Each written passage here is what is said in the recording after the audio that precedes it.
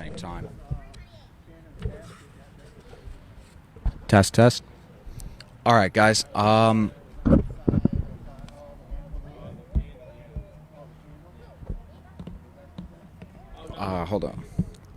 on. Test, test.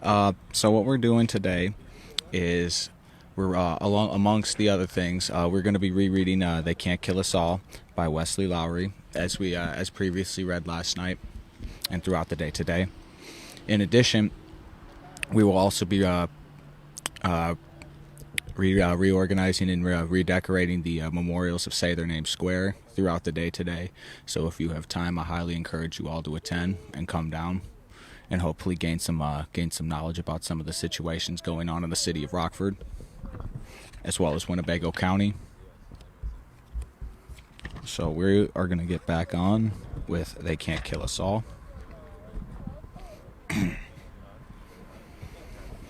Okay, let's take him. Within seconds, 2 officers grabbed me, each seizing an arm, and shoved me up against the soda dispenser that rested along the front wall of the McDonald's where I had been eating and working. As I released my clenched hands, my cell phone and notebook fell to the tiled floor. Then came the sharp sting of a plastic zip tie as it was sealed around my hands, pinching tight at the corners of my wrists.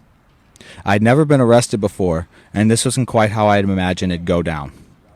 2 days earlier, I had been sent to Ferguson, Missouri, to cover the aftermath of the police shooting of Michael Brown, an unarmed 18-year-old. The fatal gunshots, fired by white police officer Darren Wilson, were followed by bursts of anger in the form of both protests and riots. Hundreds and then thousands of local residents had flooded the streets. They demanded answers. They demanded justice. Actually, hold on. Hey, Leslie. Any way I could set this one up to set this microphone up to amplify your voice? Yeah, because I know this one's working no problem, but I know it's only amplifying on the other line. All right, man. They demanded answers. They demanded justice. In the first 48 hours on the ground, I filled a notebook, the soft words uttered through thick tears of Leslie McSpadden, Brown's mother, as she stood for the family's first press conference since Mike's death. Scenes of destruction, including the burned-down Quick Trip gas station and the rows of storefronts that had now thin wooden slabs. Oh, yeah. Test. Had thin wooden slabs smashed atop smashed-out windows. I'd managed while tucked in the back corner of the overflowing sanctuary of Greater Marks as the St. Reverend Al Sharpton led an impassioned call and response: no justice, no peace.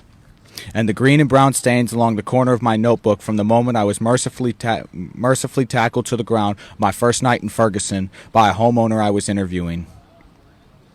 A tear gas canister had landed next to us while we spoke on his lawn. There are few things as exhilarating as parachuting into an unknown place with a bag full of pens and notebooks in pursuit of the story. And when the phone calls and coffee meetings and frantic scribbling are through, piecing it all together.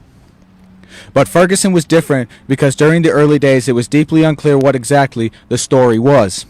Whatever it was, my arms tugged behind my back, had become part of it, and I wasn't happy about it. More than 150 people were taken into custody by the Ferguson and St. Louis County Police Departments in the week and a half that followed Mike Brown's death on August 9, 2014. The vast majority for failure to disperse charges that came as a part of acts of peaceful protest. I was the first journalist to end up in cuffs while covering the unrest.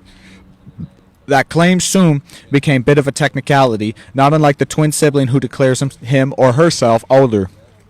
By the time I had been let out of the restaurant and into the bright sunlight still shining down on St. Louis early that evening, another reporter, Huffington Post's Ryan Riley, whom I had met for the first time earlier that day, was also being let out of the restaurant, shouting that the officers had just slammed his head into the door on the way out. Take a pause so we can put this memorial up. All right, I got you. All right, guys, we're going to take a pause on the reading to go put another memorial up. Is this for a young man named Michael Sago, who was killed in October 2011 by Sheriff's Deputy Frank Pobjecki at Marie's Pizza on Charles Street in Rockford, Illinois. We will be back.